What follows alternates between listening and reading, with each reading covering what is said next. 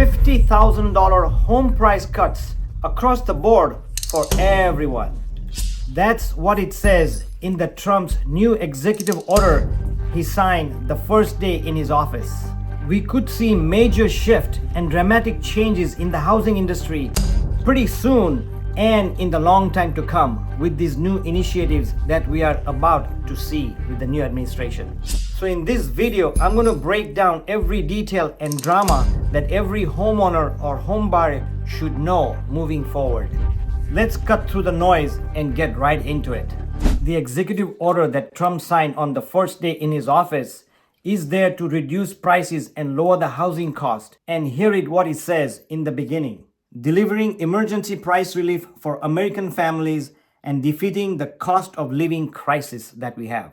This is one of the most aggressive housing packages and executive orders we have seen in decades and decades to come. It also promises to cut $50,000 on homes by cutting regulations and bureaucracy and red tape when buying and building a home.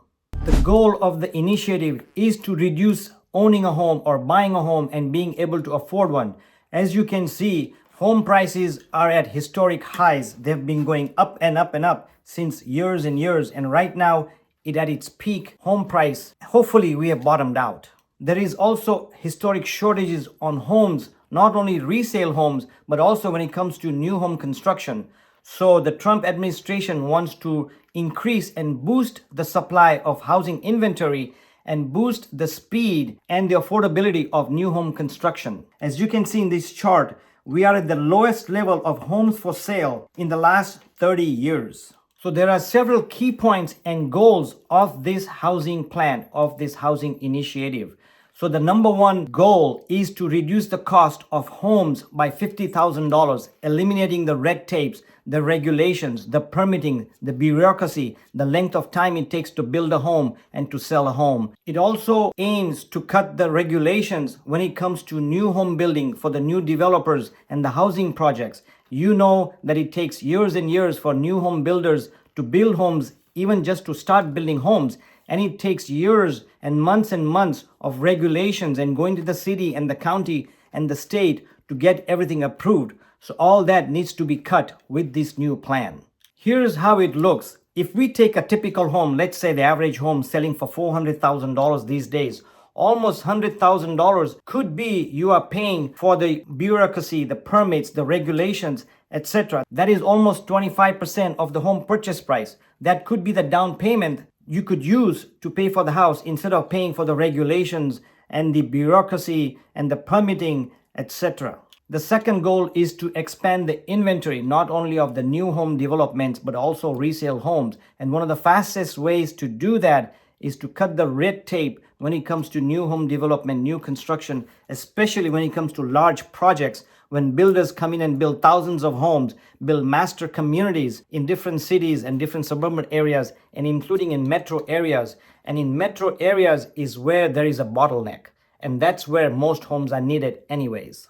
The third way to boost housing and make it affordable is to boost the economy and create jobs. There has to be an immediate help for the workers. This may all sound very rosy and very promising, but I can assure you there are hurdles. In fact, there's already opposition from the Congress and the Senate on some of the bills that has been passed. There are already lawsuits with some of these bills that has passed. So let's look at some of the hurdles that may stop from this rosy picture that we all are anticipating. First and foremost, critics argue that this may only benefit big corporations and big companies, leaving the first-time home buyers and home sellers struggling. As we know, a lot of these tax initiatives and tax benefits will be to the bigger companies and not for the working class people. There are also environmental concerns arising from eliminating climate policies such as energy restrictions for builders. President Trump established DOGE via executive order on his first day in the office,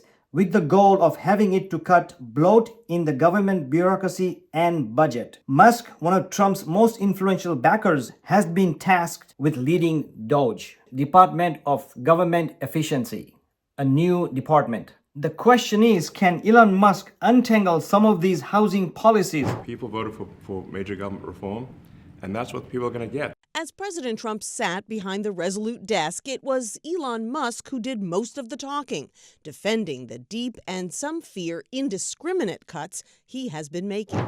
There is already a lot of backlash, already federal lawsuits to remove Musk from the Doge and getting involved in the housing policy. When it comes to HUD, Housing and Urban Development, Scott Turner has been confirmed as the HUD Secretary as Doge prepares to slash billions from the Housing Department. Scott Turner has been known on his work on opportunity zones.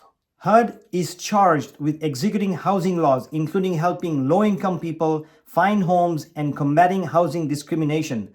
The department was established under President Lyndon B. Johnson. Another big change to the housing industry is the appointment of Bill Pulte as the person to run FHFA, Federal Housing Finance Authority. Pulte is the founder and CEO of private equity firm Pulte Capital Partners, a big builder. He is also chair of the Pulte Family Office, which also invests in companies, and the former director of Pulte Group Incorporated, the public real estate development company that was started by his grandfather, William J. Pulte, who died in 2018. Could all these major changes in the housing industry so rapidly be a possibility or just another political theater? We shall find out soon enough. Another big change coming with the Trump administration is the appointment of Elon Musk in the housing sector. Musk is calling for the elimination of CFPB, Consumer Finance Protection Bureau. Members of Elon Musk's team have reportedly descended upon the Consumer Financial Protection Bureau, the latest target of Musk and President Donald Trump. The bureau was created after the 2008 financial crisis to regulate mortgages, car loans, and other consumer finance. Elon Musk and the members of his Department of Government Efficiency, DOGE team, have reportedly entered the headquarters of the CFPB, the latest agency to be targeted by the billionaire ally of the President Donald Trump. So let us look at the implication on how it impacts you, the buyer, or you, the seller, in the next 3 to 4 months or in the next 3 to 5 years due to this administration and these major housing changes and regulations and new people in the industry. And when I say new people in the industry, I mean about the people who have been nominated in this housing sector, like Scott and Bill and Elon Musk and many more others. If you are thinking of buying this year or next year, this may be a good time to buy because we don't know what is going to happen. Due to the tariffs, is inflation going to be high? Are the cost of goods going to be high? Will the home prices go up due to this? Or due to the tariffs and other implications and other stipulations from the government, will there be more inventory in the housing which may drop the housing prices? And of course, if that happens, that drop in housing prices will be temporary because as soon as home prices drop and if the mortgage rates drop, all the buyers who have been waiting and waiting and waiting will come into the market, flood the market. And that means one thing. When you flood the market with a lot of buyers, prices go up. So all this is very uncertain. So the best time to buy is when you are ready, willing, and able to buy. So if you can buy something now, this may be a good time and not worry about what's going to happen a year or 2 years later. And if you are waiting, you will not know when the prices have dropped because you won't find out until they have dropped and it's too late because they would be already coming up. If you are a developer or if you're a builder or if you are thinking about building a home, this may be a good time to buy the material that you need. Pre-order it, your lumber, your nails, your tools, everything you need. This may be a good time to buy because if those tariffs hit, if they hit with 25% tariffs, that may impact higher prices down the road. So then this may be a good time to buy and even pre-order. So when you are ready to build, you already have the orders ready to go if you're a builder or a developer. And if you are thinking about selling a home, you may want to consider if you sell, are you selling it at the peak price? And then will you be able to buy something right now? Because as you know, the inventory is low. So are you going to be able to find a home that you really want, your dream home? If you are staying in your home that you like, you're probably going to move to a different home, to a better home or more comfortable home. So the decision is, should you sell or should you wait? Maybe you want to wait because if the prices go up more and more, then you may get a higher price selling it later. And in the meantime, you could rent your house out and get high incomes on your rents. As I had mentioned earlier, we are at historic lows when it comes to inventory. And until there is more homes being built, more homes coming on the market, more sellers putting their homes on the market, the shortage is going to continue. And as long as the shortage continues, prices are only going to keep rising. So if you're a seller, you have to think, do you want to maximize and sell now? Or do you want to wait even more so you can get a higher price? But then if you wait, who knows what's going to happen in the future? They may drop. Let's look at the long-term impact of this housing situation, of the new housing scenario. US faces a housing deficit of almost 2 million homes per year. That means the new home builders cannot keep up with it. On top of that, on average, we are short almost 3 to 4 million homes per year. The demand is so high. So we have to progress to build faster, and there has to be more homes coming on the market. And even with these aggressive reforms that seems to be coming up, it could take 5 to 10 years to meet the demand. Real estate remains a strong long-term investment, especially in supply-constrained markets.